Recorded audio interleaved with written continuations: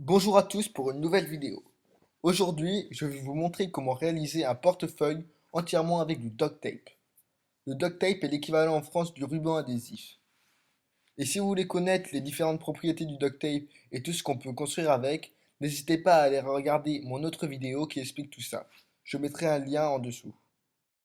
Pour réaliser ce portefeuille, vous allez avoir besoin d'uniquement d'un rouleau de duct tape, donc de ruban adhésif, et bien sûr de n'importe quelle couleur, et d'une paire de ciseaux. La première étape va être de réaliser une fiche de duct tape. Cette fiche, une fois terminée, ressemblera à peu près à ça et sera le support du portefeuille. Pour commencer, coupez 9 bandes de 23 cm de longueur environ. Lorsque les 9 bandes sont coupées, faites comme sur la vidéo et assemblez les 4 premières bandes. Chaque bande doit coller à la précédente par plus ou moins 1 cm.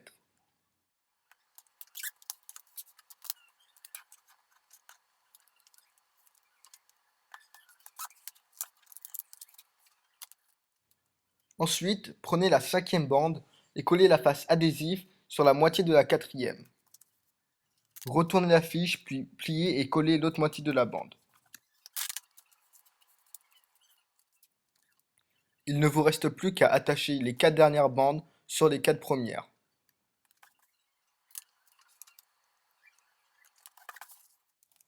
La toute dernière sera également attachée qu'à la moitié, puis repliée de l'autre côté. Ceci afin que les angles soient lisses.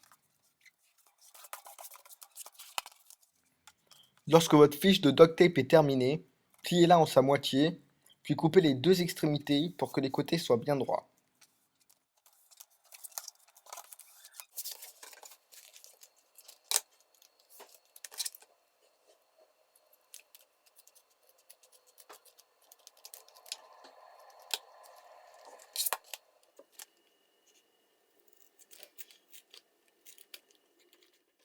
Si tout s'est bien passé, votre fiche devrait ressembler à celle-ci.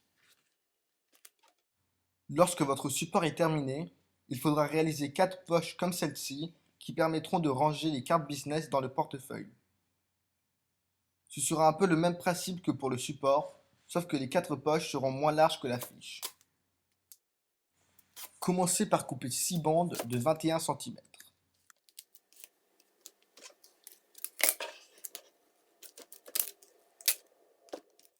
Disposez une des bandes à plat comme ceci, puis venez coller les deux autres bandes sur celle-ci.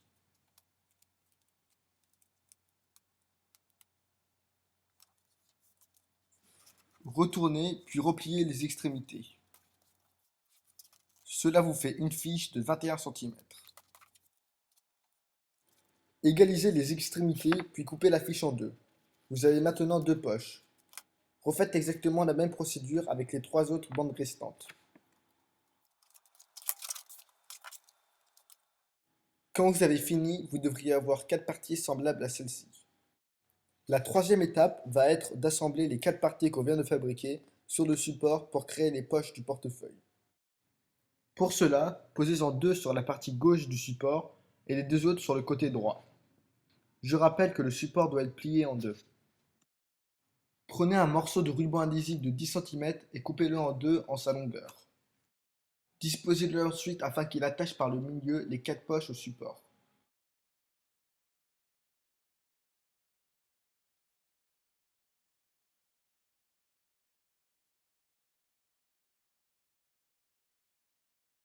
Ensuite, attachez les poches aux extrémités.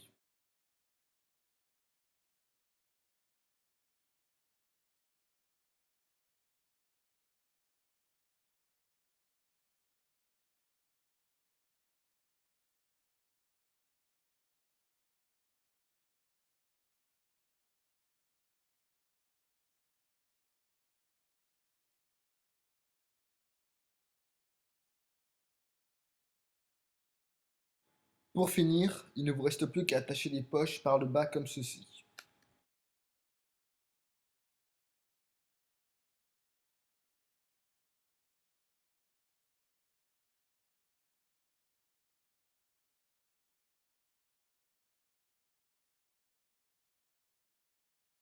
La dernière étape consiste à assembler le portefeuille afin d'avoir un espace où ranger les billets.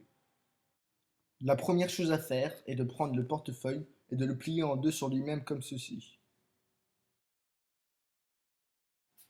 Ensuite, prenez un morceau de duct tape, déchirez-le en deux par sa longueur et attachez les deux bords du portefeuille. Lorsque vous avez fini cette dernière étape, votre portefeuille est terminé. Vous pouvez le décorer selon votre envie. Merci d'avoir regardé la vidéo et n'hésitez pas à commenter si vous avez des questions.